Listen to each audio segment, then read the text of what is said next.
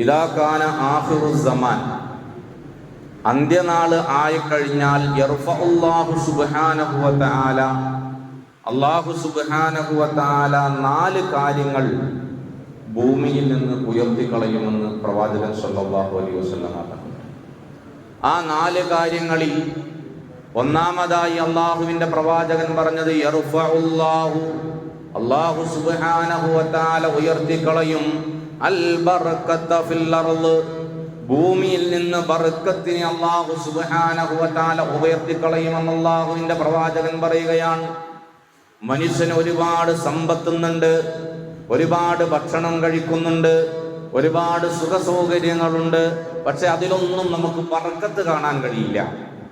അതിൽ നിന്ന് അല്ലാഹു സുബ്ഹാനഹു വ തആല ബർക്കത്തിനെ നഷ്ടപ്പെടുത്തുകയാണ്. എത്ര കഴിച്ചാലും മനുഷ്യനത് ശരീരത്തിന് ഉപകാരപ്പെടുന്നല്ല, ഉപദ്രവമായി മാറുകയാണ്. മുമ്പ് കുറച്ച് ഭക്ഷണം കഴിക്കുന്നവരായിരുന്നു നമ്മുടെ പൂർവികരെങ്കിലും അവരുടെ ശരീരത്തിന് അത് ഉപകാരപ്പെടുന്നതായിരുന്നു.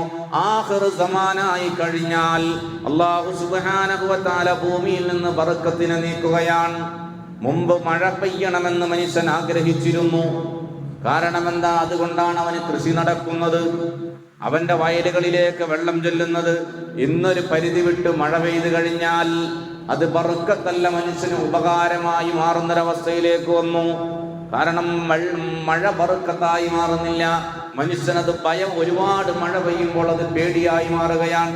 അങ്ങനെ ഓരോ ഘട്ടങ്ങളും ഓരോ സന്ദർഭങ്ങളും ഓരോന്നിലേക്കും ചേർത്ത് നോക്കുമ്പോൾ ഭൂമിയിൽ നിന്ന് അല്ലാഹു സുബ്ഹാനഹു വ തആല ബർക്കത്തെടുത്ത് കളഞ്ഞതായി കാണാം. രണ്ടാമത് അല്ലാഹുവിന്റെ പ്രവാചകൻ സല്ലല്ലാഹു അലൈഹി വസല്ലം പറഞ്ഞു യർഫഉല്ലാഹു റഹ്മത മിനൽ ഖുലൂബ്, മനുഷ്യ ഹൃദയങ്ങളിൽ നിന്ന് അല്ലാഹു സുബ്ഹാനഹു വ തആല കാരുണ്യത്തെ എടുത്തു കളയുന്നതാണ്. കാരുണ്യത്തെ അല്ലാഹു സുബ്ഹാനഹു വ തആല എടുത്തു മാറ്റും.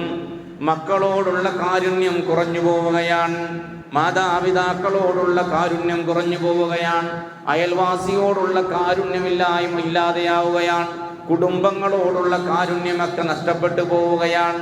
എത്രത്തോളം എന്ന് ചോദിച്ചാൽ, ഒരു മനുഷ്യൻ എന്തെങ്കിലും അപകടം സംഭവിച്ചാൽ ഒരു കാലത്ത് അവനെ ഓടിയെടുത്തുകൊണ്ട് ഹോസ്പിറ്റലിൽ കൊണ്ടുപോകാൻ, അവന് വേണ്ടി അവിടെ ചെലവഴിക്കാൻ, അവന് വേണ്ടി ഉറക്കം നഷ്ടപ്പെടുത്താൻ, ഉറക്കമൊഴിഞ്ഞിരിക്കാൻ തയ്യാറായ മനുഷ്യൻ, ഒരു മനുഷ്യൻ ഇന്ന് അപകടത്തിൽ പെടുമ്പോൾ അതെങ്ങനെ വീഡിയോയിൽ പകർത്താമെന്നതിലേക്ക് മനുഷ്യന്റെ ഹൃദയത്തിൽ നിന്ന് കാരുണ്യം ഊരിപ്പോവുകയാണ്. ആയിരക്കണക്കിന് ആളുകൾ ലോകത്തിൽ പലസ്തീനിലൊക്കെ കൊല്ലപ്പെടുമ്പോൾ നമ്മളുടെ കാരുണ്യം, മനുഷ്യന്റെ കാരുണ്യം നഷ്ടപ്പെട്ടു പോവുകയാണ്.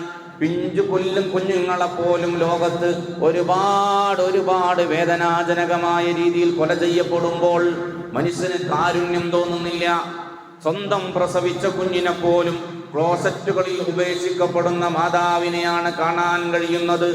സ്വന്തം രക്തത്തിൽ പിറന്ന മകളോട് ലൈംഗിക വേഴ്ച നടത്തുന്ന പിതാവിനെയാണ് കാണാൻ കഴിയുന്നത്. ഇങ്ങനെ എവിടെ നോക്കിയാലും കാരുണ്യം നഷ്ടപ്പെടുന്നതായി കാണാം. അള്ളാഹുവിന്റെ പ്രവാചകൻ സല്ലല്ലാഹു അലൈഹി വസല്ലമ തങ്ങൾ പറഞ്ഞു, ഖിയാമത്ത് നാൾ അടുത്തു കഴിഞ്ഞാൽ കാരുണ്യത്തെ അല്ലാഹു സുബ്ഹാനഹു വ തആല എടുത്തു മാറ്റുന്നതാണ്. മൂന്നാമതായി അല്ലാഹുവിന്റെ പ്രവാചകൻ പറഞ്ഞു യർഫഉല്ലാഹുൽ അദ്ല മിനൽ ഹുക്കാം,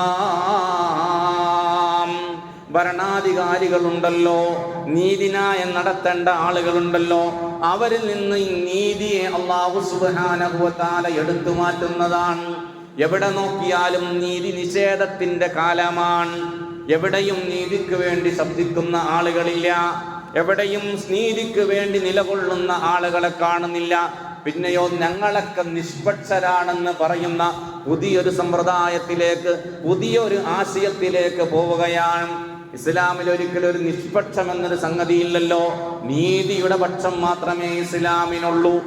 അത് നിന്റെ ശത്രുവാണെങ്കിലും നിന്റെ ബദ്ധവൈരിയാണെങ്കിലും പാടില്ല. അവനോട് നീതി ചെയ്യുന്ന വിഷയത്തിൽ ഒരിക്കലും നീ വീഴ്ച വരുത്തരുതെന്ന് പരിശുദ്ധമായ ഖുർആൻ നമ്മളോട് പറയുന്നതായി കാണാം.